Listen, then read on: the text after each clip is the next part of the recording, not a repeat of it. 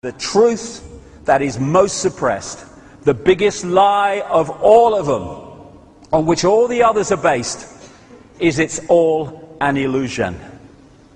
This physical world is not physical, it's not even out there, it's in here. It's a holographic projection, so I'll come to as we go along. It's an illusion of physicality, an illusion of solidity.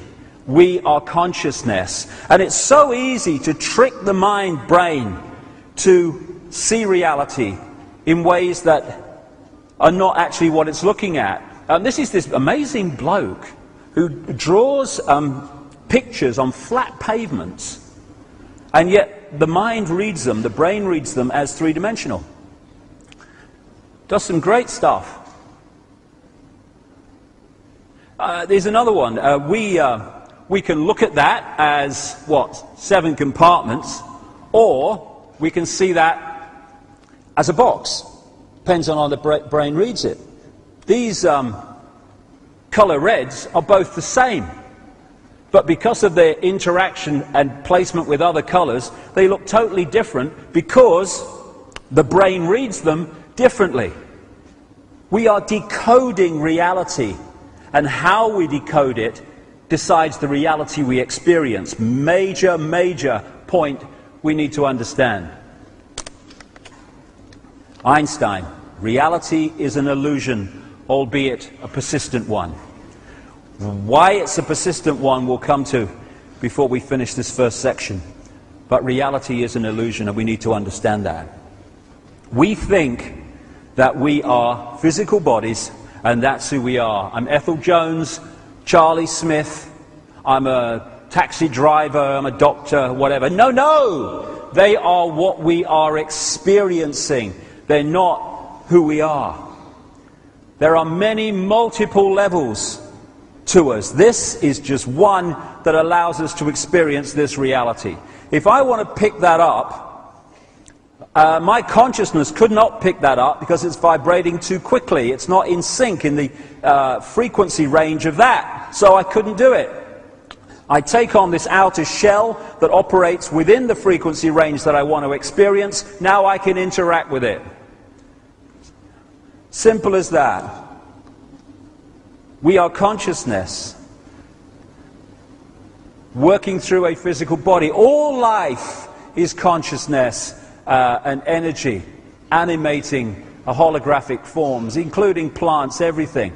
We are consciousness. I was in the bath the other day, playing with me duck or something, and I got this picture in my mind, real clear, and my great friend Neil Haig, a brilliant artist, and anytime you see a picture with this style throughout this next 7 hours, it's from Neil. He's out the front there if you want to talk to him. And he painted this for me when I told him what I saw. And basically it's this.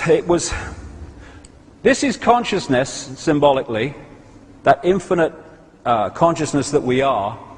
And I saw an eye appear in the consciousness there, and out of it came this telescope.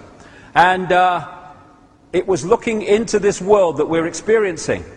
And as the telescope appeared, so it morphed into a human body. And that's what the body is. It's a telescope that allows consciousness to experience this reality of apparent division, and have the experience of that. But we've got trapped in the belief that that is the totality of who we are. Consciousness and the body interact during an experience here, but the body is not who we are. It's interesting, this energy field we call the aura, whatever, you have energy coming down through the top of the head and out and going the other way, and it's like an electrical burst of energy going through the body, which throws out this electromagnetic field that we call the aura. And interestingly, when you do the same with electric wire, you put a current through the wire, it throws out an electromagnetic field. And in the same way that this happens to us, so it happens to the earth. because everything is a reflection of everything else and works in basically the same way. And this combination of the genetics of the body and the electromagnetic field I call body consciousness. And we have a choice of connecting that body consciousness level of our experience to the great infinite all that is, in which case we will have access to a massively expanded level of awareness and perception and be able to see through what we can't see when we're stuck in the body reality. Or, and that's what this is basically, this eggshell I talk about, it is the body consciousness, the auric field working directly through the body. And if we get isolated in that, then our level of reality perception and what we can perceive and expand our mind to understand is massively suppressed.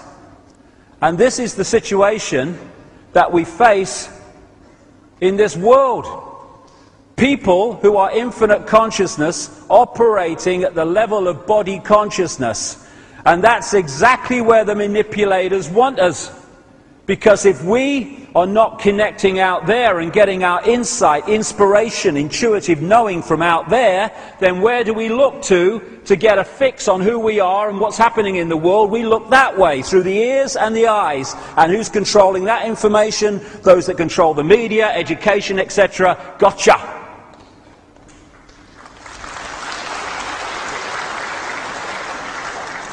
The body, I call it a genetic spacesuit.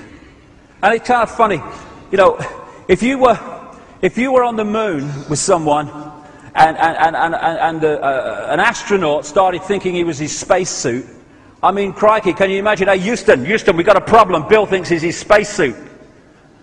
He's bloody mad because he's not his spacesuit. Yeah, but we think we're our spacesuit. And what would there be in that situation on the moon? There would be chaos. Well, that's why there's chaos here, because we believe we're our spacesuit. That's what makes racism so insane. It's like saying, oh, I'm better than you because my spacesuit's different colour. Bloody ridiculous. But the cutting edge of human knowledge, so why should I complain? We are consciousness working through the body. Now, I got a real amazing feeling for this. About 2 years ago, just before I last spoke here, when my mother died, Barbara, and I went along to the funeral, obviously, and my brother had organised it, and he said to me, do you want to come and see your mum while in the mortuary or at the funeral parlour? And my immediate reaction was, no, I remember her as she was, because it's just a body anyway. But something said, no, go.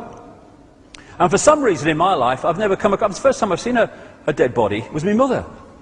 And I turn up, and I walk in this room, and there's this body in this coffin, this open coffin. And I know it sounds ridiculous, but it was dead. There was no bloody life there whatsoever. Dead, unbelievably dead, took me aback dead. And next to it was this picture, which my brother had blown up, which was going to go and be used in the funeral, which it was. And there was my mother's absolutely dead body, and there was this picture of my mother absolutely full of life, full of energy, full of sparkle. And I stood there and I could see in those two images what life is, what consciousness is. Because that was alive, that was dead. We are consciousness, and we've got confused, and in identifying who we are with the body, we've seriously buggered up our sense of perception and therefore our ability to be free. The energy that or the reality that we are experiencing, that we apparently see with our eyes, is just a frequency range. That's all it is, and it is minute. What we call visible light. According to current mainstream science, The electromagnetic spectrum is 0.0